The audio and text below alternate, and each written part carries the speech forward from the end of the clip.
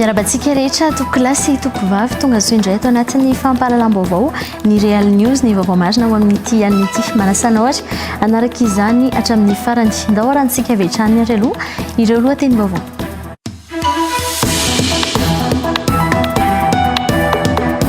Vinavina nahiditra an-tanety eo anelanelany Brickaville sy Fianarivou Atsinanana raha ampitso talata 10 febroary tolakandro na ny alina amin'ny tanjaky ny rivo-doza mahery vaika na cyclone tropical intense mitondra tafiotra mandiny ny 570 kilometatra isan'ora ilay andro ratsy Gezani raha ny tomba ny sampana misahana ny toetry ny andro tamin'ny efatrora riva teo mikisaka miankandrefana amin'ny hafainganam-pandeha 540 kilometatra isan'ora moa io andro ratsy io ka efa niakatra 10 kilometatra isan'ora ny rivotra miaraka aminy arahana tafiotra 520 kilometatra isan'ora. Lehilahy miisa 3 voaroroy namonina faty olona tao tsara onenana sahan'ny vohitra Antsirabe no maty nodoran'ny olona velona ny 4 febroary lasa teo. Natao fanadihadiana kosa ny vehivavy 3 hafa no samborina niaraka tamin'ireo lehilahy ireo izay fanakarina tany Antsirabe ny alohan'ny fandoroan'ny olona ireo olona 3 ireo ho nikomandy ny vondrotobin'ny Zandarmaria ny Vakinakaratra teo anatin'ny fitantarany io tranga nisy tany Antsirabe faharoa io.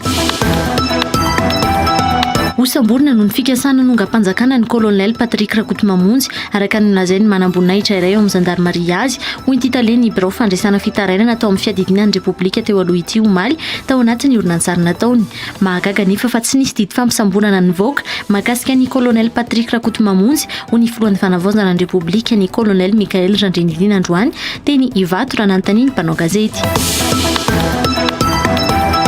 Mety ho tsy fahatombarana tamin'ny herinaratra no nitarika ny firehetana tao amin'ny ministera ny aty tany ny sabotsy 7 febroary lasa teo saingy mbola ao anatin'ny fanadihadiana hatramin'izao ny momba ny firehetana tao an-toerana ho ny talen'ny famitaovana ao amin'ny ministera ny aty tany. Maikila ny hafa avokoa ireo antota taratasy tao amin'ny rihana faha-7 sy faha-9 ministera ny aty tany niaran'ny firehetana saingy misy andro voatahiry anaty flash 6 ho hiatrany ny talen'ny famitaovana ao amin'ity ministera ity.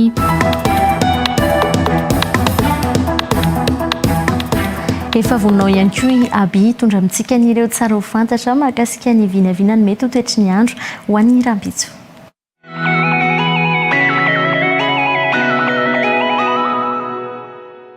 Orange vous présente la météo. Miaraka amin'ny B500 faniratsiratsy tapaka amin'ny ranamanao. Orange.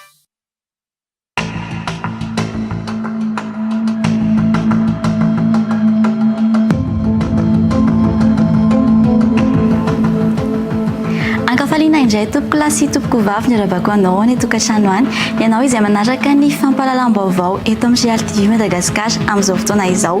Mialohan'ny alorako anao ny vinavinany mety ho toetry ny andro amin'ny rahampitso talata dia tsara mampafantatra anao fa vinavinaina hiditra an-tanety eo anelanelan'ny mananaravaratra sy vatomandry ny rivo-doza Gezany ary ho mafy araka izany rotsakorana ho an'ny morontsiraka Atsinanana Nosy sy ho an'ny Antsimo Andriafaniny. Ho atombontsika ary izany vinavinany mety ho toetry ny andro izany ho amin'ny rahampitso ho an'ny tapany maraina avy hatrany araka ny hitantsika amin'ny saritany Madagasikara izao dia andrahoana ireo faritra sasatsasany mandritra ny Nosy toa an'Antananarivo, Fianarantsoa, Mahajanga ary any Antsiranana any. Raha ho an'ny Nosy be kosa indray isika ho an'ny rahampitso hatrany dia isy ny orana malefaka ary mety hifandimby rahona sy ny masoandro any an-toerana. Vinavinaina ho 420 hatramin'ny 720 degré Celsius ny marsipana amin'izany. Iverenantsika ary ankehitriny ireo faritra sasany ho an'ny tapany maraina ho an'ny rahampitso hatrany. Ifandimby rahona sy ny masoandro ho an'ny Toliara, anorana kosa ho an'ny Toamasina sy Sainte Marie. Izay ary ny vinavinany mety ho toetry ny andro raha ny tapa maraina. Manahoana kosa ny mety ho fiovana izany raha ho an'ny tapany hariva. Araka ny hitantsika amin'ny saritany Madagasikara hatrany, ifandimby rahona sy ny masoandro ho an'ny Toliara sy any Mahajanga any. Izy kosa ny rotsakorana ho an'ny Antananarivo, Toamasina ary any Sainte Marie. Andrahoana ny andro raha ho an'ny Antsiranana ary mety parahana rotsakorana izany. Raha ny marsipana vao vinavina ho amin'ny rahampitso dia 40 degré Celsius ny marsipana ambany indrindra ao Fianarantsoa raha toa kosa ka 430 degré Celsius ny marsipana ambony indrindra any Toliara any. Izay ihany no vinavinany mety ho toetry ny andro ho amin'ny rahampitso. Saotra anao nanaraka izany ary manasanao anaraka ny fampahalalam-baovao eto amin'ny Real TV Madagascar. Manome fotoananao ary fa manaraka indray veloma tompoko.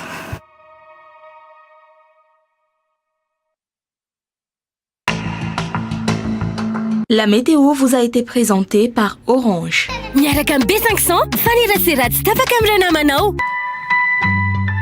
Orange.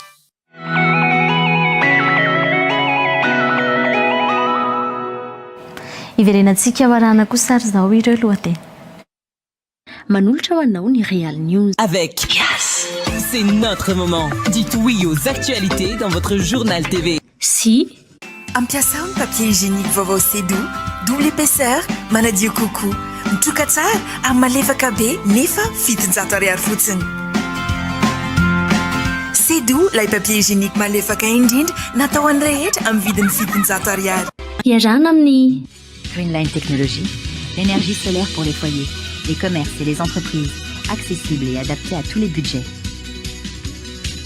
Si La Force Sécurité Madagascar, la meilleure sécurisation et la qualité de service. Appelez-nous au 034 86 385 78 ou visitez notre page Facebook. Un thé du caractère dont les racines datent des années 70.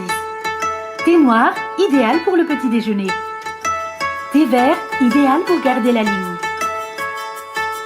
Isanandro, revokatra tafika miaraka aminao. Ampini Esmia Innovation, c'est un écosystème d'apprentissage. C'est aussi une pédagogie nouvelle, une pédagogie tournée vers la réussite, des certifications internationales, des passerelles vers l'emploi. Si Ary rehefa nanandrana izy dia nitsika dia fantany fa afa-po. Spaghetti presto misy semoule de blé delizioso. Spaghetti presto mamango kokoa. eo ihany koa Rejoignez la formation à distance de l'UPRIM. Inscrivez-vous à l'UPRIM la plus proche de chez vous. L'inscription peut se faire également à distance. Contact 020 85 215 03 034 11 215 08. Investissez dans une valeur sûre. Choisissez UPRIM. Étoile Color Ita Diogo, Yomni Super J, en face ni Mafteki, Nako Amni Bâtiment La Bouffe. Étoile Color, Look Mateza, Manamora ni Fiengano. Ari PEF, parcours études en France. Réalisez votre rêve d'étudier en France avec PEF. Contact 038 45 085 85 020 85 085 85.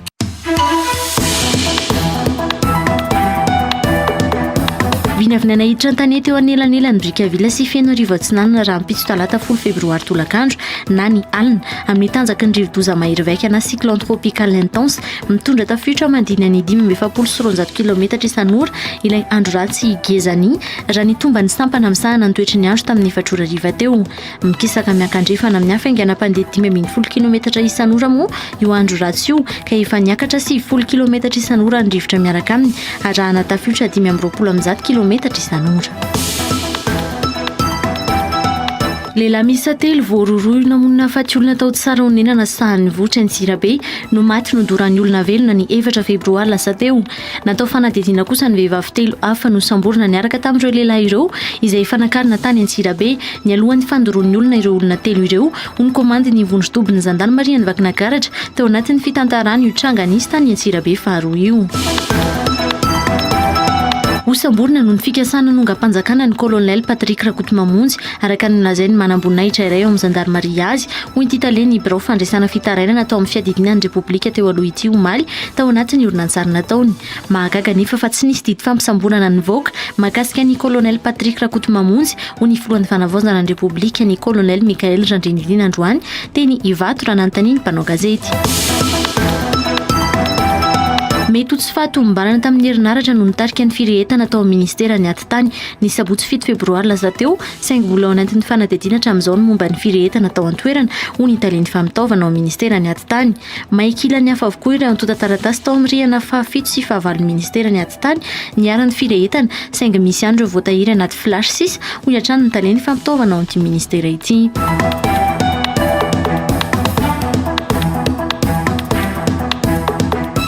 Ny vaovao mahakasika ny trangam-piarahamonina avy hatrany ary no entintsika nokafana ny fampahalalam-baovao ao amin'ity alina ity.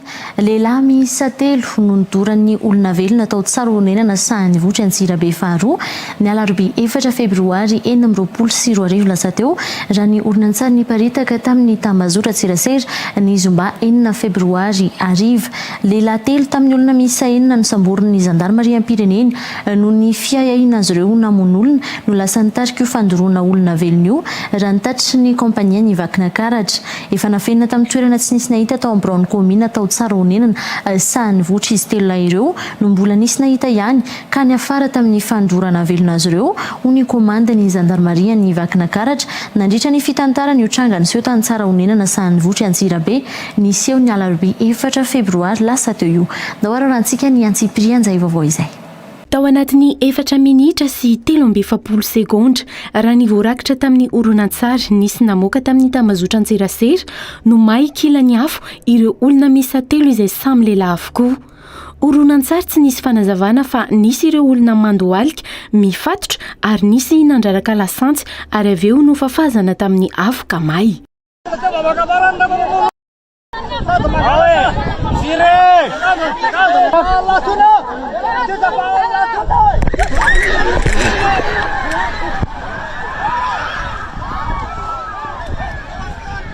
Ny zoma 9 febroary tokony tamin'ny 7 ariva no nivoaka tamin'ny tambazotra Antserasera io oronan-tsary io. Omaly alahady 4 febroary avy eo no nitondra fanazavana ny komanda ny vondro tompatry ny zandarmaria tao vakina karatra ny tantaran'io tranga io. Tranga niseho tao amin'ny tanàna ny tsara honenana sahany votry Antsirabe faharoa, tanàna miorina any amin'ny 5 kilometatra mialana Antsirabe saingy toerana sarodalana. No ny fiahiahina azy ireo ho isan'ny voaroroy tamin'ny famonoan'olona ny fiandohan'ny taona 2024 no nitarika ny fandoran'olona io ho ny tatitra nataon'ny komanda ny vondro tompatry ny zandarmaria Pirenena tao vakina karatra. Ny zavatra nitranga moa zany dia nisy ny fisamborana an'ireo olona enina izay voaroroy tamin'ny famonoana vehivavy anankiray tamin'ny voalohan'ny taona 2024. Rehefa nisamborana zandary ireo olona enina ireo dia noentina tao amin'ny postre ny zandarmeria Tsaroniana sahany votsy, izany hoe vehivavy telo ary lehilahy anankitelo. Vao nisy anefa ny fisamborana, nisy ireo vaovao nandeha amin'ny sin'ny fokon'olona hitady azy ireo ho ihany ny komanda ny vondro tompatry ny zandarmaria Pirenena ao vakina karatra. Nanapa-kevitra nitondran'ireo olona voasambotra mbola noahiahina ireo natao amin'ny toerana azo antoka noho izany ireo zandarmy isa 7 miasa ao amin'ny tombony zandary tao tsara honenan'io ho ny kolonely Samy Randriampeny. Rehefa tonga tao amin'ny postre ny zandarmeria ireo olona enina ireo dia nivory ny vahoaka ary niteny sahady ny hoe omeo anay ireo olona ireo manaovana fitsaram-bahoaka raha tsy izany midorana ny postre ny zandarmeria ao a Tsaroniana sahany votsy. Rehefa petra zareo ny amin'ny hoe alefa haingana aty Antsirabe aloha ny anankitelo satria amin'ny mafiton'izy zareo miasa ao zany dia roa no afaka mandeha satria moto anankiroa no ananan'ny postre gendarmerie. Ireo vehivavy no izany no nalefa ny aloha niaraka tamin'ny moto roa ireo raha toka baiko azo ny zandary tao an-toerana ny ametrahana andreo telo ambiny amin'ny toerana azo antoka aloha ho ihany kolonely Samy Randriampeny. Nalefa aloha izy telo vavy nentiny zandary anankiroa ho aty Antsirabe zany. Nomena baiko ankory zareo ny avy eo no hoe alao tao amin'ny postre ireo olona ireo ary azotrio any amin'ny toerana izay sura misy tsisy mahita dia mitaterahany zany ary nafindra toerana zany ilay telo lahy. Ny fanapahan-kevitra ny resiny tany toerana zany dia any amin'ny commune no toerana izay hita fa azo antoka ametrahan'izy telo mirareo ary tsisy nahita zany. Lasa nisy resaka nivoaka nefa nahita ny fisian'ireo telo lahy rehefa tonga ny fokon'olona ho ihany ny zandarmaria Pirenena. Tonga tokoa ary ny vahoaka ny riotra avy any miaraka amin'ny lasansy hoe aiza ireo olona ireo. Rehefa nazavaina an'zareo efa lasa ary efa tsy eto toerana intsony dia izy enina ireo zany dia teo no tsy fantatra hoe tamin'ny fotoana inona namantarany sasany tamin'ireo olona ireo mety ary izay nirotra ny tany amin'ny commune ireo olona ireo dia mitaky ny amoanan'ireo olona ireo tao amin'ny commune zany ary efa nanomboka nitoratoraka sy androbaka ny commune. Ny afara tamin'ny fandoroana velona andreo lehilahy miisa telo ireo no izany io tranga tao amin'ny tanàna ny tsara honenana sahany votra Antsirabe io ho ihany ny kolonely Samy Randriampeny nitondra fanazavana nanoloana ny fandoran'olona telo velona io. Tsy afaka nanotra moa ny zandary sy ny be ny tanàna zay nandresy lahatra an'ireo vahoakareo ny amin'ny hoe anajanonana an'izay satria tandarano Madagasikara fa hoatolotra ny fitsaran'ireo olo ireo tsy afaka nanotro zareo satria zandary anankiroa mera sy ireo tompony andraiky teo tanàna zany ny teo tsy afaka nanotro ireo dia lasa ny vahoakareo zany ireo izy teo lahy dia tsy hiverena kotsony nga mazavatra ny tranga fa dia reny zavatra hitantsika reny zany. Hatrany amin'ny ora efatra vao tonga tany amin'ny tanàna ny tsara honenana Sahanivotry ny fiara nitondra ny tandro ny filaminana niala tao Antsirabe noho ny alavirany toerana sy ny faharatsy ny lalana ka efa vita ny famononan'ireo olona ireo vao tonga tany antoerana ny tandro ny filaminana raha ny fanampanazavana ny komanda ny vondro topatra ny Zandarmariam-pirenena ao Vakinakaratra. Efa andalana ireo zandary 30 lahy nentin'ny commandant compagnie amonjy ny toerana any amin'ny commune ndray nivotriny commune tsara ny Sahanivotry io fa tsika malala ny elanena tany zany raha mandeha tomobile miainga teto Antsirabe dia tamin'ny fotoana io avy nisy orana mialina rasy de rasy ny lalana adiny 4 raha miainga tatria Antsirabe tamin'ny 12 sasany teo ireo zandary ireo dia tany 9 alina zay vao tonga tany tsara miaina Sahanivotry izany hoe misy moto anankienina nandeha aloha le moto zany tonga tamin'ny 9 alina fa ny ambony kosa dia mbola nandeha tongotra rehefa tonga eo Sondary zay tsy misy azo atao afa-tsy mandeha tongotra rehefa tonga Sondary tsy afaka mandeha tomobile intsony na mandeha tongotra na moto moa zany anankienina nanahana dia ireo moto enina ireo zany no nandeha tonga aloha tany fa efa tsy misy azo atao intsony fa efa vitan'ny fokon'olona zany ny fandikan-dalàna zay efa fantatsika. Taoriny io indray avy eo no niazo an'io tanàna ny tsara honenana Soanindrariny ao Antsirabe io ireo solotena ny OMC tao Antsirabe niaraka tamin'ny lehiben'ny distrika sy ny komanda ny vondro tompony Zandary Vakinakaratra ka nisy ny fifampiresahana tamin'ireo olobe tao amin'ny tanàna sy ny tompona andraikitra nahitana onom-boafety sy onom-boatendry hoy ny komanda ny vondro topatry ny Zandarmariam-pirenena tao Vakinakaratra. Namory ny Tangalamena zay niresaka tamin'ireo Tangalamena nandresy lahatra amin'ireo Tangalamena ny amin'ny amirenana ny fandripalemana ny andresena lahatra ny vahoaka amin'ny fandikan-dalàna zay tranga ka resy lahatra ireo Tangalamena ireo fa andray ny fipetra zany zay fanefy amin'izareo ary efa nametraka moa zareo ny amin'ny hoe tsy maintsy asiana ny fomba malagasy mitsitsika zany ao toerana aoriana zao mba ahafana mamerina ny mamalagasy zany ny fahendrena malagasy ary ametrahana ao amin'ny tanàna io zany izay hoe famerena ny fandripalemana. Samy nanaiky ihany koa ny vahoaka tamin'ny fifampiresahana tamin'izy ireo fa tsy maintsy andraisana fepetra ny amin'ny tsy fanarahan-dalana an'seho tao an-toerana io hoy ny komanda ny vondro tompony Zandarmaria ao Vakinakaratra. Tonga maro be ny vahoaka tao Antsirabe Sahanivotry ny fampiresaka ary tena sokatra mihitsy ny adi-hevitra tamin'ny hoe ahoana fahitanareo vahoaka ny zavatra nitranga ary samby resy lahatra ny rehetra fa fandikan-dalàna reny ka tsy maintsy andraisana ny fepetra zay mifanaraka amin'izany. Noentina niakatra tao Antsirabe ihany koa ilay ramatoa ny paritaka tamin'ny horonan-tsary nandoro an'ireo lehilahy ireo hoy ny kolonel Samira Andriampeno tao anatin'ny fitantarana ny tranga niseho tao Antsirabe io. Ireo olona anankiroa zany hatreto no efa nalainay teny toerana ary indrindra moa le ray matoa zay hitatsika tamin'ny sary nanondraka lasansy sy nandoro dia nentina ty Antsirabe mba ho fiarovana ny aina aloha ary mazava loatra tsy maintsy isokatra amin'ny fanadidina. Nandefa fanahy miaramila sy zandary miisa 50 ihany koa any amin'ny tanàna ny tsara honenana Sahanivotry ao Antsirabe faharoa io isahana ny famerenana ny fandripahalemana maharitra any an-toerana taorian'io tranganiseho io mba tsy hiverenany.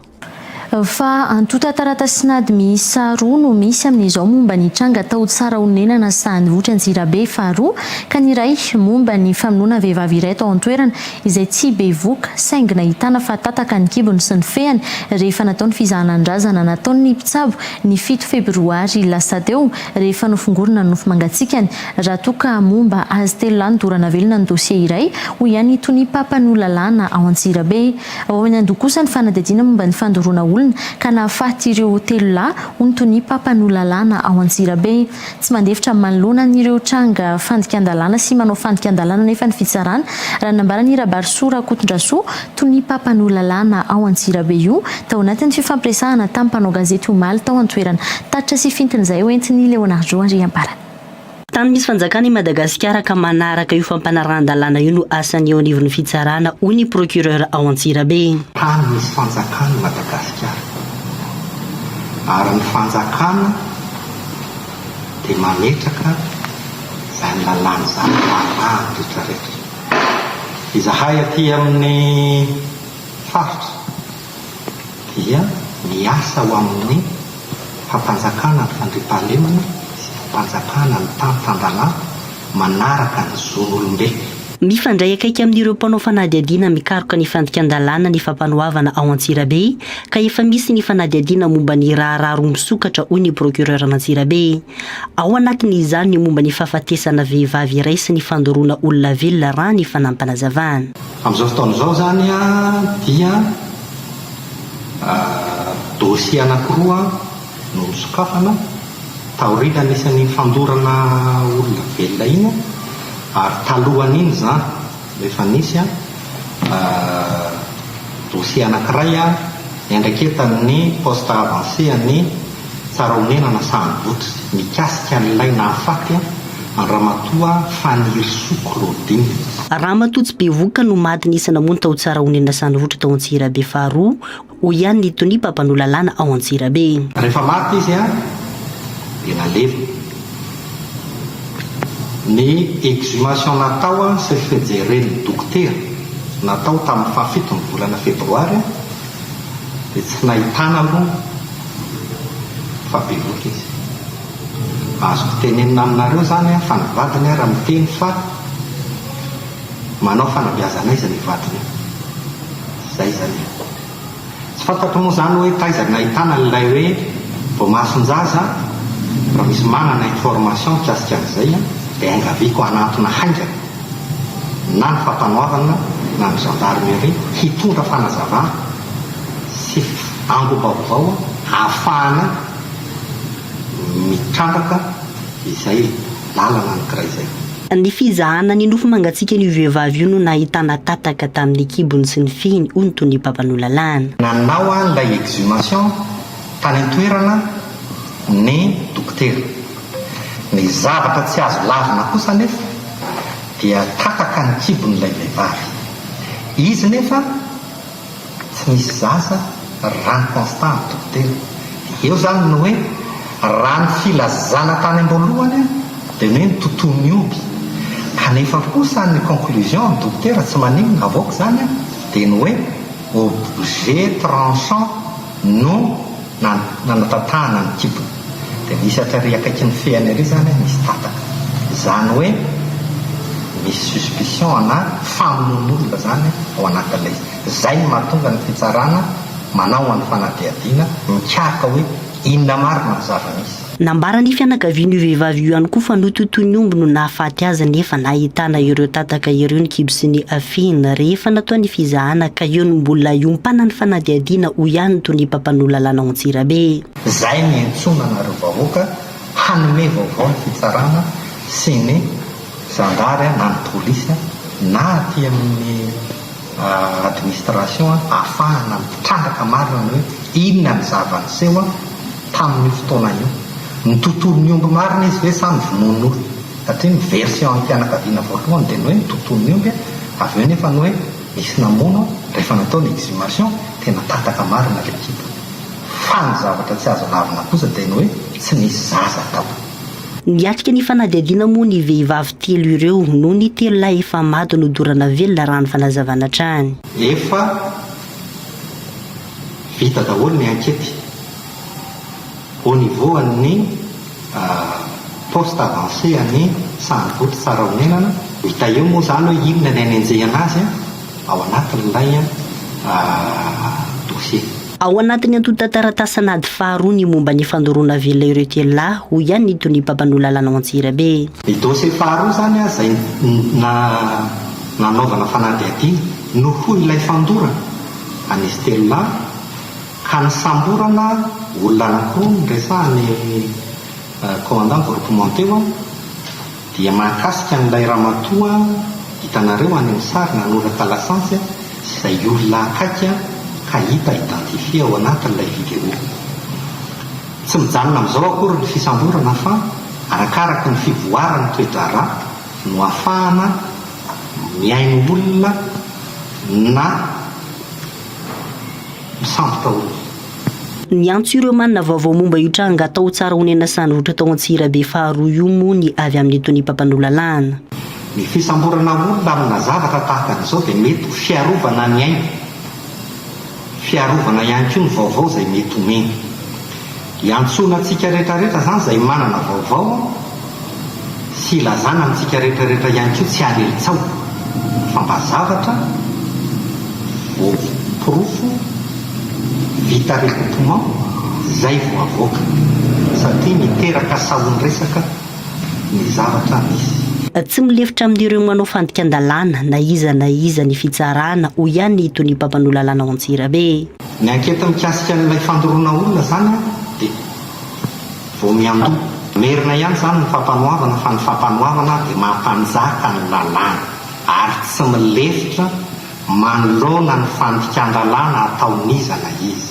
Androany moa no niakatra fampanoavana tao Antsirabe ny antota taratasy-nady voalohany momba ny famonoana ilay vehivavy tao tsara honena sandvotry tranga nisy eo ny fiandohan'ny volana janoary araka ny tatitra nataon'ireo avy amin'ny OMC tany Antoerana. Fa melohan'ny lalàna ny tranga nisy tany tsara honenana sandvotry Antsirabe nisy ny fandoroana olona telo velona sy famonoana olona tamin'ny fomba feno abibina tany Antoerana ho ny komanda ny zandarmaria amin'ny pirenena androany. Tranga tena nisy nefa ny famonoana olona feno abibina ho iatrany ny Général Mamelson Binanonos ifanidina tany Antoerana nefa ny mpitandro filaminana ary nisy ihany koa ny fifampiresahana tamin'ireo olona tany amin'ny tanàna io ho iatrany ny zandarmaria amin'ny pirenena. Tatrizay hoentiny Nancy Ranaisan sy Andry Rabesotra. Tena nisy ny famonoan'olona tamin'ny fomba feno abibina tao tsara honenana sahan'ny votra Antsirabe faharoa ary isan'ireo no ahahina ireny tratra ny fitsaram-bahoaka ireny ho ny komandany zandarmaria pirenena ny Général Mamelson Binanonos androany. Nisy famonoana olona tany tamin'ny fomba feno habibina dia rehefa natao ny fikarohana dia nisy ny olona ahihina ho nahavanona an'izay loza zay dia ireny no ny niara-ny fitsaram-bahoaka dia izay no nahatonga an'ireny tranga-javatra ireny. Mbola tsy meloka nefa ireo olona no ahahina misa telo lahy izay nodorana velona ireo ho ihany komandany zandarmaria pirenena. Tsy mbola nisy ihany koa aza ny fisamborana nataony zandary tany amin'ny toerana voatondro ho ihany komandany zandarmaria pirenena. Ny lalàna dia mamaritra lalandava fa raha mbola tsy tonga ny didim-pitsarana manameloka dia ahihina foana ny olona anankiray. Tsy marina ilay fitazona tany amin'ny gendarme fa mbola teo andalam-pisamborana ilay olona. Efa nandray andraikitra ny hery fiarovana rehetra ny hidina any Antoerana manohy ny fanadihadiana ho ny komandany zandarmaria pirenena ny Général Mamelson Binanonos. Efa misy fandraisana andraikitra nataon'ny mpitandro filaminana any Antoerana ny tafika gendarme ny polisa dia efa nidina any ary efa misy hatry amin'izao ny olona voasambotra. Ankoatra ny fisamborana moa dia nidina tany ihany koa ireo tompon'andraikitra avy any Antsirabe ny tafatafa sy ny dinidinika tamin'ireo olona voakasika izany melohan'ny lalàna tanteraka ny zavatra ny tranga tany. Ny zomaro febroary teo moa no niparitaka tamin'ny tambazotra Antserasera ny horonan-tsara ny rakitra ny fandorana lehilahy misa telo no dorana velon'io.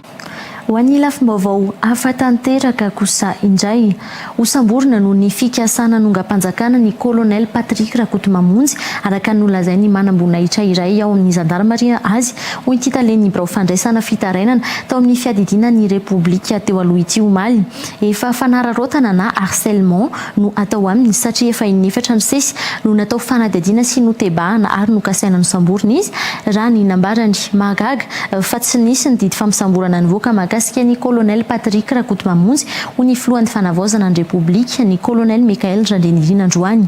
Tsy misy politika kisendrasendra nefa fa efa vita kajikajy avokoa ny zavatra rehetra na hoe na la politique n'est pas de hasard, tout est calculé ho ny colonel Mikael Randrenirina raha nanontaniany mpanao gazety mahakasika izay ampamoaka nataon'ny colonel Patrick Rakotomamonjy tamin'ny alalany oronan-tsarina vokany teny amin'ny tambazora tserasera izay Nansira Nefson sy Andra Rabesaotra atrano mitatra izay.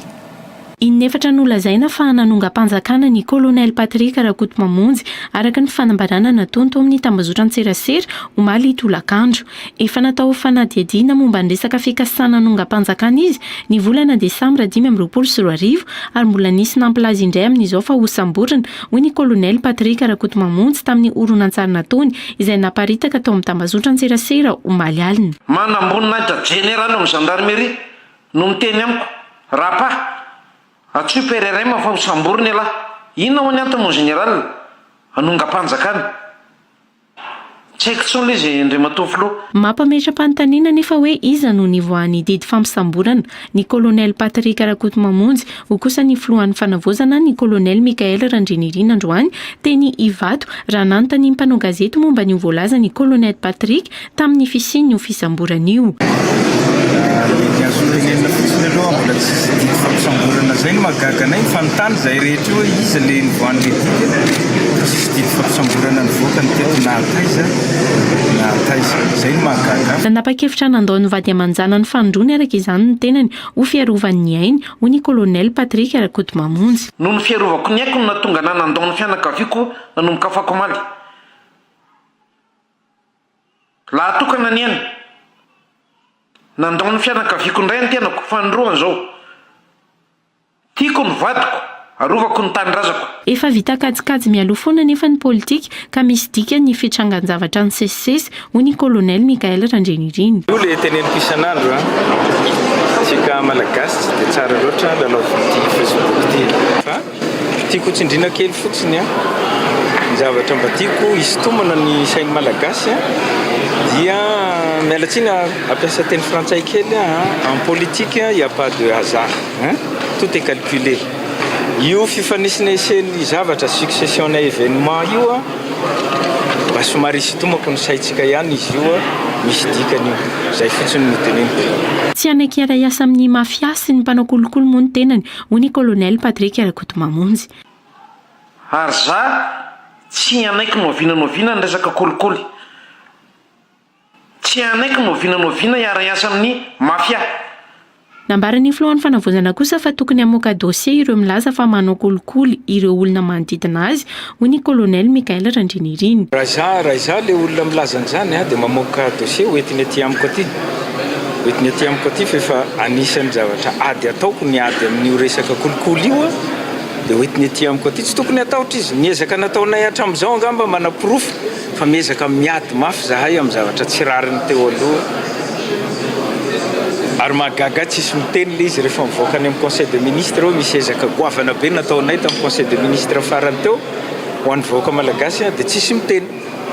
Alina no niparitaka tamin'ny tambazotra ny serasera Facebook ny horonan-tsary nataony colonel Patrick Rakotomamonjy io. Taoriny fa nokafana ny fikaonandohan'ny zandary teny Ivato kosa androany no namaly ny fanontanian'ny mpanao gazety mahakasika ny ho ampamoaka nataony colonel Patrick Rakotomamonjy io indray ny colonel Mikael Randrenirina filohan'ny fanavaozana. Fa nasain'ny mpanjakan'ny Eswatini ary niraisy niaraka ny fomban'ny SADC tao amin'ny Lozita Palace ny 9 febroary lasa teo ny filoha teo aloha Andry Rajoelina raha ny vaovao navoakan'ireo gazety avy eo Eswatini amin'ny mahafilohany Vomera misahana ny politika sy ny fiarovana ary ny fiarahamonina-antoka amin'ny filaminana ao amin'ny vondrana SADC ny mpanjakany Mswati 3 no nanasana ny Andry Rajoelina raha ny vaovao navoakan'ny fahitalavitra iray tany Eswatini hatrany manameloka io fihetsiky ny fanjakana ao Eswatini io Madagasikara satria manohitohina ny fiandrianam-pireneny sy manitsakitsaka ny ran'ny malagasy ny fandraisan'ny mpanjakan'ny Eswatini any Andry Rajoelina ho ny colonel Mikael Randrenirina androany teny amin'ny fikaonandohan'ny zandarmariam-pirenena teny Ivato Tatrizery. Noraisiny Mswati 3 mpanjakan'ny Eswatini tao amin'ny Lozita Palace tao amin'ny firenena io ny filoha teo aloha Andry Rajoelina ny talata fahenany volana febroary 2024 lasa teo raha ny vaovao navoakany Nbakjery any an-toerana.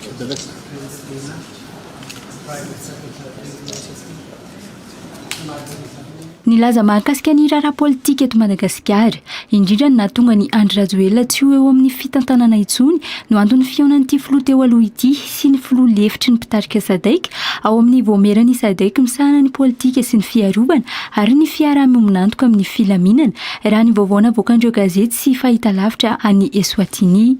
Naseho ny mpanjakany Eswatini fa araka ny fomba fanao ao amin'ny SADC sy amin'ny mahafilohan'ny SADC any Andry Rajoelina no nanaovana ny The King and the Ingwenyama, the incoming chair of SADC Troika, has received His Excellency President Rajoelina of Madagascar and chairman of the Southern African Development Community, SADC, to brief him on the current situation of his country, which led to the unconstitutional removal of his presidency. Tsekena nefa io fihetsika nataon'ny filoha teo aloha Andry Rajoelina io ho ny filohan'ny fanavaozana androany raha nanontanian'ny mpanao gazety momba ity fionana teo amin'ny mpanjakany Eswatini sy ny filoha teo aloha ity. Ny fiandrianam-pirenenan'ny Malagasy ireny zavatra natao reny ary fanitsakitsahana fanosehosena ny raha latsaka tamin'ny tolona izay nataon'ny tanora sy ny vahoaka Malagasy tamin'ny volana septambra reny. Izay ireny zavatra ireny ary tsy ekena vetivety. Tsy azo ekena intsony ny fanomezana vahana ny filoha teo aloha Andry Rajoelina amin'ny sehatra iraisam-pirenena noho izy efa tsy manana zo-pirenena malagasy intsony raha ny fanambarana navoaka ny fiadiana ny Repoblika ny fanavaozana ny sabotsy fa 7 ny volana febroary lasa teo. Efa anatin'ny fametrahana ny filaminana sy ny fitoniana raha teo i Madagasikara ankehitriny ampiverenana amin'ny laony ny fihavianam-pirenena amin'ny alalan'ny fikonan-do-pirenena ary efa anomarian'ny iraka avy amin'ny SADC izany raha ny fanambarana trany. Nandefa taratasy any amin'ny SADC sy any amin'ny filoham-pirenena Afrikana Atsimo Cyril Ramaphosa manoloana ity raharaha ity moa ny fanjakana malagasy nampahafantatra ny aiainy sy ny tsy fankasitrahany Madagasikara io fihetsiky ny fanjakana ao Eswatini io araka ny voarakitra anatin'ny fanambarana ofisialy navoaka ny fiadiana ny Repoblika ny sabotsy 7 febroary lasa teo io. Fa andiana zandary vitsivitsy no niopefy tamin'ireny zava-nisy teto amin'ny firenena ireny ka nisy ny naratra sy ny maty ho ny filohan'ny fanavaozana ny colonel Mikael Randrenirina Androany. Tsy ny zandary araka izany no ratsy fa ireny andiana zandary ireny ranonambarany. Ny antso ny zandary anamafy ny fandraisana andraikitra manoloana ny fanajana ny lalàna sy ny fitsipifehezana moa ny filohan'ny fanavaozana tao anatin'ny lahateny fanokafana ny fikaonandoha ho an'ny fanavaozana ny zandarmaria teny Vato Androany. Ansirana Evson sy Andrirabe Saotra trano andeha tatra izay. Rafitra manakaiky sy mifanerasera amin'ny vahoaka ny zandarmaria ka fotoana izao molavolana ny fanarenana sy antsiny ary ametrahana paikady vaovao indray anamafisana ny fifampitokisana eo amin'ny vahoaka sy ny zandarmaria ho ny filohan'ny fanavaozana ny Repoblika ny colonel Mikael Randrenirina Androany. Miasa ho an'ny tombotsoan'ny vahoaka sy miasa ho an'ny vahoaka noho izany ny zandarmaria ka tsy afaka miala amin'ny vahoaka ho ihany filohan'ny fanavaozana. Sy ny zandarmaria no ratsy fa ireo manaratsy endrika raha toka hiverenana ny tranganisy nandritra ny etsika teto amin'ny firenena tamin'ny volana septambra 2024 ho ny filohan'ny fanavaozana. Nisy an'ireny zavatra ireny ny ainatsika tamin'ny volana septambra ny toy hatraty amin'ny oktobra maro ny naratra nisy ny namoy ny aina fa izao ny zavatra tiako tenenina amintsika vahoaka malagasy dia misy andiana jandary izay vitsivitsy ny oapefy tamin'ireny fotoana ireny zay araka ny voalazan'ny tompona andraikitra teo zay handraisany andraikitra moa zany dia tehiteny amintsika fa tsy ny gendarmeria no ratsy fa ireny olona reny no naratsy-endrika na naratsy-endrika ny gendarmeria tamin'ireny fotoana reny. Natao lahara-pameana raha teo ny ady amin'ny kolokolo sy ny fametrahana ny tany-tandalana ary ny asy ny fahefam-panjakana ho ny filohan'ny fanavaozana. Nataon'izao fitondrana tariko izao ho lahara-pameana ny fametrahana ny tany-tandalana sy ny asy ny fahefam-panjakana ny fanajariana ny fandriam-pahalemana manerana ny nosy ny ady amin'ny kolikoly sy ny gaboraraka samihafa. Izany ny fanavaozana sy fanovana takiny vahoaka malagasy amintsika mpiasam-bahoaka. Ny antso ny zandary anamafy ny fanajana ny lalàna araka izany colonel Mikael Randrenirina. Miantso sy manentana anareo ary aho anamafy ny fandraisana andraikitra manoloana ny ady amin'ny kolikoly ny fanajana ny lalàna sy ny fitsipifehezana ny fanatanterahana ny asa ao anatin'ny fangaraharaana ny fanomezana lanja manokana ny tamberina andraikitra ny fanajana ny soatoavina malagasy ny fanamafisana ny fifandraisana sy ny fanakakezana amin'ny vahoaka. Fanarenana ny zandarmaria mba hamerenana amin'ny fifamitokisana hanamafisana ny fandriampahalemana ary hanompoana tsy misy fepetra ny tanindrazana no loha hevitra anatin'ny fikaonandohan'ny fanavozana eo anivon'ny zandarmariam-pirenena izay nosokafana teny amin'ny CCI Ivato androany. Mbola hijanona eny Ivato ihany isika tsy miaramila intsony matoa tsy nandray grade général fa efa nisafidy amin'ny lalan'ny sivily ny colonel Mikael Randrinirina raha ny nambarany androany. Tsy sitrapony ihany koa fa ny vahoaka no milaza azy amin'ny anaovana fanamina miaramila matoa manao fanamina miaramila ny tenany ho ihany colonel Mikael Randrinirina. Ny antso ny anaraka ny rafitra miaramila sy ny lalana miaramila rehefa manao ny akanjo miaramila ka tsy hanaovana zavatra tsy mifanaraka amin'ny lalàna ary tsy afaka miteny ihany koa raha tsy mahazo lalana moa ny filohan'ny fanavozana nandritra ny lahateny fanokafana ny fidinika fanarenana ny zandarmariam-pirenena teny Ivato any androan'izay tatrizary. Tokony anaraka ny lalàna miaramila raha mbola misy safidiny anaraka lalàna miaramila ka manao ny fanamina miaramila hoy ny colonel Mikael Randrinirina.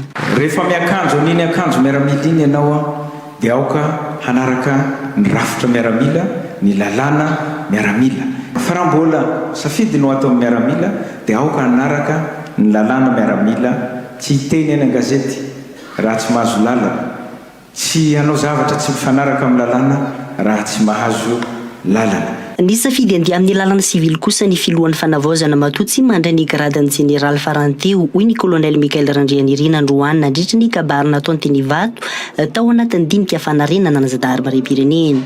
Miaramila isika matoa ny akanjo anio akanjo maramara io. Za manokana dia nifidy ny andeha any amin'ny lalan'ny sivily matoa tsy nandray ny grade général tamin'ny faranteo tsy miaramila tsony aho. Ny vahoaka ihany koa no milaza azy amin'ny anaovana akanjo miaramila matoa manao ny fanamina ny tenany hoy ny filohan'ny fanavozana republika. Za matoa manao niny akanjo iny tsy sitrapoko fa izay ny tenin'ny vahoaka hoe manao vaniny ianao mon colonel fa iny na lalàna ianao dia manao aniny aho fa iza efa nisafidy ny anaraka ny lalana sivily. Miaramila Berievert tao amin'ny tafika malagasy noho ny colonel Mikael Randrinirina izay nitarika ny etsiky ny kabisatiny 1 ny volana oktobra 2024 lasa teo. Fa tsy vitsy ny zandarma niofesika sy fomba fiasa mamofady na eo azy ireo zandarma maro miezaka manao ny asa ny araka ny tokony ho izy hoy ny ministra délégué misahana ny zandarmariam-pirenena androany. Mampietry ny zandary sy manimba ny roa eo amin'ny zandary sy ny vahoaka nefa ireny mpitandro ny filaminana ireny hoy ny ministra. Efa misokatra moa ny fanadihadiana mahakasika an'ireo zandary ny OPEF ary azo jerena ao amin'ny sampana Elokabevava hoy ny komandin'ny zandarmariam-pirenena nandritra ny fanokafana ny fikaonandohan'ny zandarmariam-pirenena teny amin'ny CCI Ivato androany. Nansirana Evison sy Andrarabe Saotra no nanatrika izany. Nandalo keon-dalana lehibe ny zandary tao anatin'ny faraparan'ny taona 2024 iny hoy ny komandin'ny zandarmariam-pirenena androany. Hofanitsina ny tsy mety ary hametana fandriampahalemana mazava mba ahafahana zandarmeria mantanteraka ary ny tokony izy ny fanampyatrehan'ny firenena. Tsy maintsy etsika zandary ampatsorana fa misy fotoana tsy toe-tsavatra maro samihafa na ataontsika zandary na nalavitra ny vahoaka. Misy mantsy ireo manaratsy endrika sy mampietry voninahitra ny zandarmariam-pirenena hoy ny ministra délégué misahana ny zandarmariam-pirenena. Fantatry tokoa fa dia maro zava-mantanteraka miasa ao anatin'ny famarinana sy fahitsina dia tsy vitsy any koa ny zandary mbola ny OPEF tsy manao fihetsika sy fomba fiasa mamofady fandoto ahitany toy ireny ka manopasima fadio Brasil. Ary manaratsy endrika za mampetry voninahitra zandarmeria nasionaly ary manimba ny rohy mampifandray zandarmeria sy ny vahoaka ny zandarmeria sy ireo kely fiarovana sy figaniana. Namerina nanamafy ny komandin'ny zandarmariam-pirenena fa efa azo jerena ao amin'ny sampana Elokabevava ny fanadihadiana natao tamin'ireo zandary ny OPEF nandritra ny esika teto amin'ny firenena ireny. Nisokatra ny fanadihadiana mikasika ireny ary efa azo jerena ao amin'ny fitaliavana ny Elokabevava ny Tobo Ratsimandrava ny mahakasika an'ireny. hoaravina ho iray moa ny fekevitra fikaonandohan'ireo hermiisa telo eo amin'ny fitandrona ny filaminana mba handrindrana ny fiaramiasa ho ny jeneraly Mamely Sambina Nonosy. Nanao ny assise ny tafika dia manao ny zandary dia hanao ihany koa ny polisy, zany hoe haravina ireo anankitelo ireo rehefa samy mahavita, satria voalohany samy manana ny andraikitra ny aloha ireo mpitandro ny filaminana anankitelo ireo, fa misy kosa nefa izay iraisana, dia izay iraisana zay no ho atambatra amin'ny farany. Tsy nisy lonilony teo amin'ny mpitandro ny filaminana fanateterahana baiko sy fanateterahana asa no tsy mirindra tsara, dia izay no anisany arindra amin'izao assise. Miakatra eto Antananarivo avokoa araka izany ny lehibe ny zandary any amin'ny faritra manantanteraka ny fikaonandoha ny zandary Mariam-Pirenena ity. Efa nanomboka ny volana novambra teo kosa ny fikaonandoha isam-paritra nataon'ny zandary izay aravina eto Antananarivo amoahana ny vina stratejika sy ny tondro zotra entina natsarana ny asan'ny zandary. Notanterahana tamin'ny fomba ofisialy androany moa ity fikaonandoha ny zandary Mariam-Pirenena ity teny amin'ny CCI Ivato. Ho an'ny vaovao momba ny toetry ny andro kosa indray, vinavinaina hiditra an-tanety eo anelanelany Brickaville sy Fianareva Atsinanana amin'ny tanjaky ny rivodoza Mahery raha ampitso talata tolakandro na raha ampitso alina ilay rivodoza Gezani raha ny vinavina avy amin'ny sampanampamantatra ny mety toetry ny andro. Hitondra tafiotra hatrany amin'ny 500 kilometatra isan'ora ity andro ratsy ity amin'izany. Tsy mianatra moa ny mpianatra any an-toerana manomboka raha ampitso raha ny fanapahan-kevitra navoaka ny mpitantana any Thomasina. Isokatra raha ampitso kosa ny centre opérationnel isahana ny fiatrehana ny rivodoza ho ny filohan'ny fanavaozana izay efa tonga any Thomasina ny tolakandro teo. Tatitra izay hoentin'ny Valisoa Andrinirina. Tany amin'ny Rosy Dimanjato Atsinanana Thomasina no nisy ny foiben'ny rivodoza Gezani tamin'ny 4 ariva teo raha ny vaovao avy amin'ny foibe famantarana ny toetry ny andro. Ny tombery ity rivodoza ity ka lasa forte tempête tropicale. Niakatra ho 70 kilometatra isan'ora ny rivotra miaraka aminy arahana tafiotra 520 kilometatra isan'ora raha ny fampitam-baovao hatrany. Vinavinaina hiditra an-tany teo anelanela amin'ny Brickaville sy Fianareva Atsinanana ity rivodoza Gezani ity raha ampitso tolakandro na raha ampitso alina ho ihany ny meteo Madagasikara. Hitombo hatrany ny heriny ka sokajiana ho rivodoza Mahery vaika na cyclone tropical intense raha ny vinavina hatrany. Efa nanomboka nandrahoana moa any Thomasina ny tolakandro teo ary korotana tanteraka ny mety toetry ny andro any an-toerana raha ampitso maraina raha ny vinavina avy amin'ny foibe famantarana ny toetry ny andro hatrany. Ny fotoana ifampiresahana raha ny vinavina hatrany tsy mbola miova raha pitsy tolakandro raha pitsy alina izy miditra tanety amina rapitso ivo mizay resatsika rapitso alina na rapitso atoandro zay fa ndraona miaraka aminy efa possible fa mandrafitra ny tapany Atsinanana morotsiraka Atsinanana manomboka rapitso maraindrainano any fa manomboka misy fikortalina zany toetry ny andro amin'ny ankapobeny ho faritra voaly Atsinanana mitosaka amin'ny dalana makatỳ amin'ny avoakany zay. Nahazo ny fampitandremana miloko mavo amin'ity rivodoza ity ny faritra Atsinanana indrindra ho an'ny Thomasina voalohany sy faharoa, Vatomandry ary Brickaville. Namoaka fanambarahana mandrara ny fampiasana ranomasina araka izany ny prefektora any an-toerana ny ariva teo. Noho izay indrindra zany dia miatra avokoa ireo fepetra isan-tsokajiny izay takiny izay fanairana amin'ny loko mavo izay indrindra ny fiomanantsika sahady eny nivon'ny fokotany tsirairay avy eny mampahafantatra ny olona ny vaovao tsara ho fantatra. Tsara ihany koa zany raha ohatra ka manaraka tsy tapaka ny fampilazam-baovao momba ny toetrandro isika ao anatin'ireo distrika voafaritra ireo mba hahafantarantsika ny fihetsika sy ny fepetra tokony ho raisintsika isan-tokantrano. Manarak'izay dia tokony hijanona avokoa ny fandehanana any an-dranomasina. Zany hoe manomboka amin'izao itenenantsika izao zany dia efa manonja ny ranomasina ka rarana ny fandehanana miandrika. Efa any Thomasina ihany koa moa ny filohan'ny fanavaozana ny Repoblika ny kolonely Mikael Randrianirina amin'izao fotoana izao ka raha ampitso no hisokatra ny ivotoerana hikarakarana ny mety ho fiantraikan'ny rivodoza na ny centre opérationnel any an-toerana hiatrehana ity rivodoza Gezani ity. Misy zavatra lava be fa tonga miaraka hiatrika ny cyclone miaraka amin'ny ny faritra Atsinanana izay fotsiny nampody efa misy comité fanatsangany ny eto amin'izao dia izay no hatrehiny eo raha pitsy moa tsika zany miditra centre opérationnel. Nahazo ny fampitandremana miloko mavo na loza manambana mahakasika ny rivodoza Gezani ambany ny faritra tsinanana amin'izao fotoana izao raha miloko maintso kosa ny anitasy vakina karatra melaky ary mena be mikisaka mianandrefa natramon'ny rivodozaka izany amin'izao fotoana izao ho ny sampana mpamantatra ny toetry ny andro amin'ny afanganam-pandeha 12 kilometatra isan'ora fa ahina ao avy amin'ny tsy fahatombanany herinaratra no nitarika ny afaka na maindriana fahafito sy fahavalo ny patte d'éléphant misy ny braon'ny ministera ny aritany sy ny polisy ho irabe manantena Herschel Faguet taleny famitaovana ao ministera ny atitany laza ho tsy manana ihany amin'ny afony nina natao na accident volontaire nefa ny avy ao ministera ny atitany eny an-toerana manao ny fanadihadiana andreo entana ny lalovany afo moa ny avy amin'ny gendarmerie am-pirenena ny polisy pireneny ary ny teknisiana avy amin'ny ministera ny asa vaventy ho iatrany fanazavana azo androany valisoandreny irina sy irinara ardera atrany ahina overy avokoa ireo angona nomerika akoatra ireo atao tantaratasy lasalavenina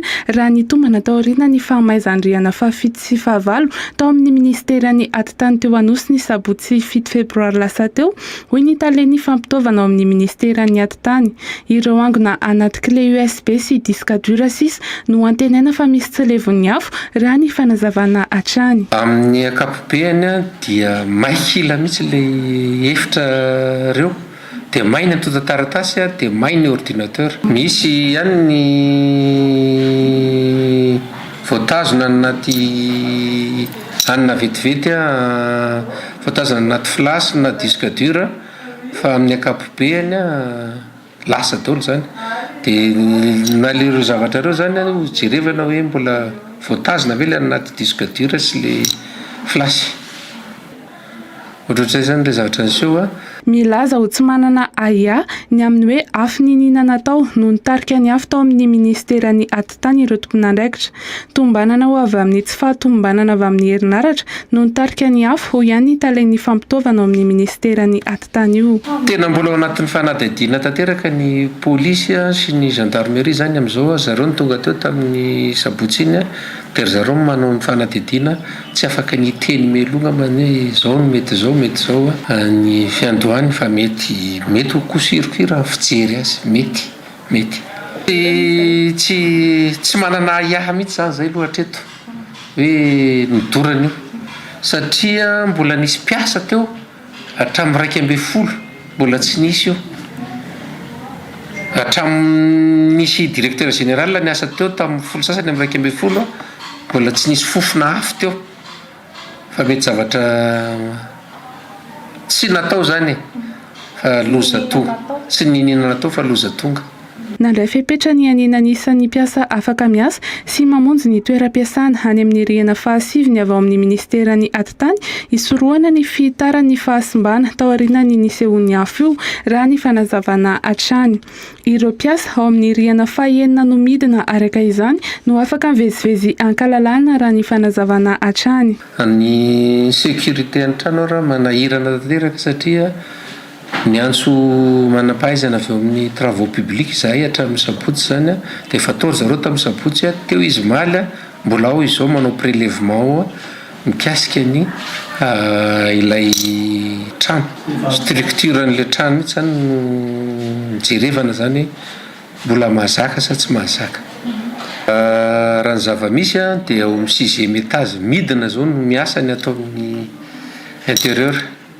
fa ny 7e étage le may dia ny 8e étage zany en danger par rapport amin'ilay plafond zay may ihany koa dia tsy azo ekarana ny amin'ny 8e étage 9e étage dia misy moa ny zay misy zavatra saropady any amin'ny 9e étage ihany dia tsy azo ivezivezena mihitsy ihany naharitra oraroa moa io firehetana tao amin'ny ministera ny atitany tamin'ny sabotsy 7 febroary lasa teo io fa inambiny 10 volana tsy nandray karama ireo mpiasa tao amin'ny filan-kevitry ny fampiavana-pirenena na ny CFM raha ny fitarainana nataon'izy ireo androany tsy eken'ny cour des comptes na ny fitsarana momba ny compte mantsy ny fanomezany tahirim-bola mpanjakana alalana ahafahan'ireo mpiasa misitraka ny tamin'ny karamany no izy tsy misy didy mpanjakana fa amin'ny alalan'ny délibération ho ny sekretera mpanatanteraka ny CFM misy fiandraikany mivantana amin'ireo mpiasa ny CFM araka izany io tsy fandraisana karama io ihany ny tale-panatanteraka ny CFM nandritra ny hetsika fitakiana nataondreo mpiasa ny CFM matetsy ampy folo androany valisoandrenirina sy rinara arderatrany avoay ny volanay nona izahay tsy mianatra ny zanakay ireo no nameny sora-baventy no entin'ireo mpiasa ny conseil du fampihavanana malagasy na ny CFM androany nandritra ny hetsika fitakina izy ireo ny karamany nanomboka tamin'ny volana oktobra 2024 mantsy no nisitraka farany io tamin'ny karama io ireo mpiasa ny CFM izany hoe 17 volana izao raha ny fanazavana ihany. Voalaza fa ny fandrindrana avy amin'ny Cour des comptes no tsy nahafahany mpitahiry volam-panjakana na ny trésor namoaka ny volan'izy ireo noho ny fitakian'ny Cour des comptes ny didim-panjakana mandidy izany hoy ny sekretera mpanatanteraka ny CFM. Fandrindranony ny eo amin'ny trésor ny asany manaraka ny baikon'ny Cour des comptes. Izy io zany a nanomboka tany amin'ny 7 ny nitsanganany CFM 20 dia nijanona zany ny karama na ny mpikambana sy ny mpiasa. Ny antony dia oziny to amin'ny trésor hoe tsy afaka andohan'ity zay satria entitra be ny baikon'ny Cour des comptes fa ny délibération zay raisin'ny mpikambana ao amin'ny CFM na ny ataontsika hoe ny fahefana ao amin'ny CFM ny délibération namerana ny marikarama tsy eken'ny Cour des comptes fa tsy maintsy didim-panjakana moana an'io. Efa nanao fitakiana momba io karama io ireo mpiasan'ny CFM hatramin'ny fitondrana teo aloha saingy nanaovana tsindry vato hatramin'ny fitakiana izy ireo raha ny fanazavana hatrany. Tamin'ny fitondrana teo aloha efa nataonay fitakiana n'io karama tsy mety azo io fa dia tena tsindry vato tao le ny dossiernay tamin'izany.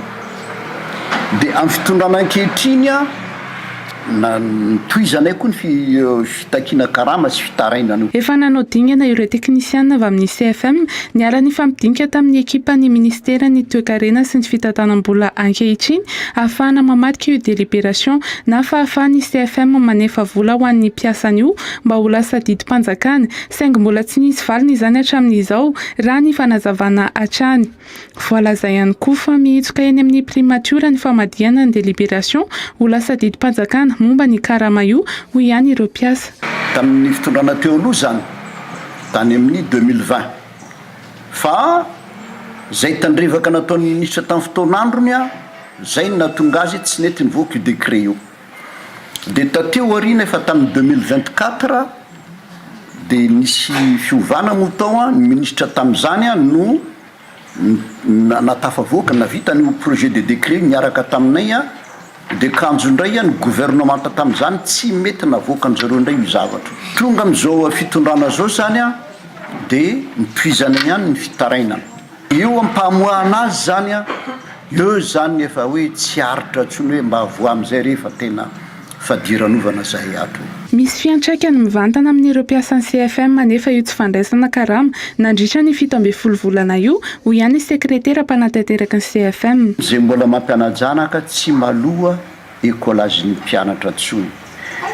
Io ny zay nindrambola tany amin'ny banky ohatra ny tahaka ny ataony mpiasa rehetrarehetra enjehan'ny banky ary miditra contentieux ny sasany aza voatery ny varim-pananana hoe mba tsy handehanany any amin'ny fitsarana mba tsy ho tonga any amin'ny figadrana.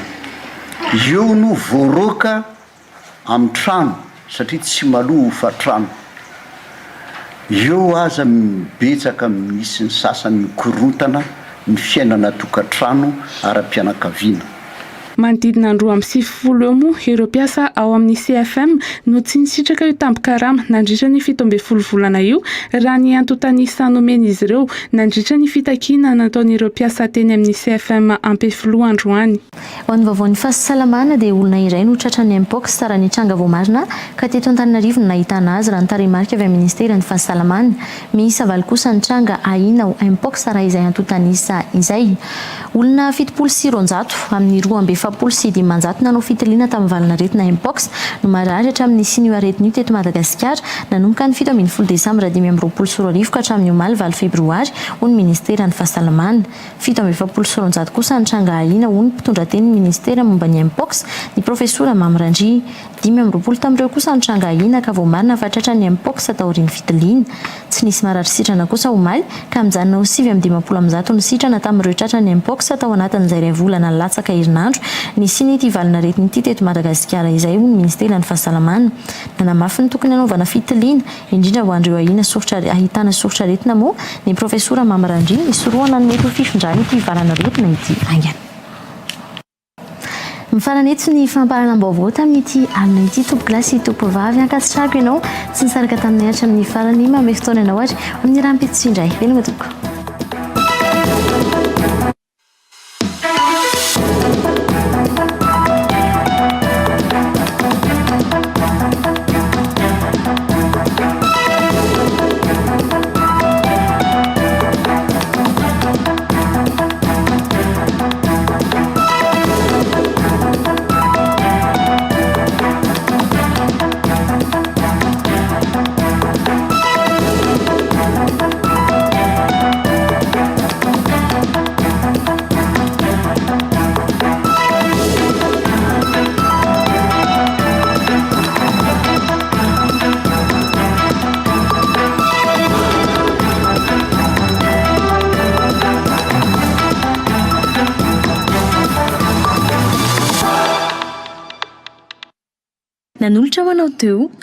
Real News avec Yes, c'est notre moment. Dites oui aux actualités dans votre journal. Si ampiasa ny papier hygiénique vaovao Sedo, double épaisseur, manadio coco, mitroka tsara ary malefaka be nefa 700 ariary fotsiny.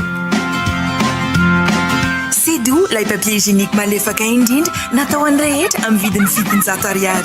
Si Greenline Technologies, l'énergie solaire pour les foyers, les commerces et les entreprises, accessible et adapté à tous les budgets. La Force Sécurité Madagascar, la meilleure sécurisation et la qualité de service. Appelez-nous au 034 86 385 78 ou visitez notre page Facebook. Un thé de caractère dont les racines datent des années 70. Thé noir, idéal pour le petit déjeuner. Thé vert, idéal pour garder la ligne.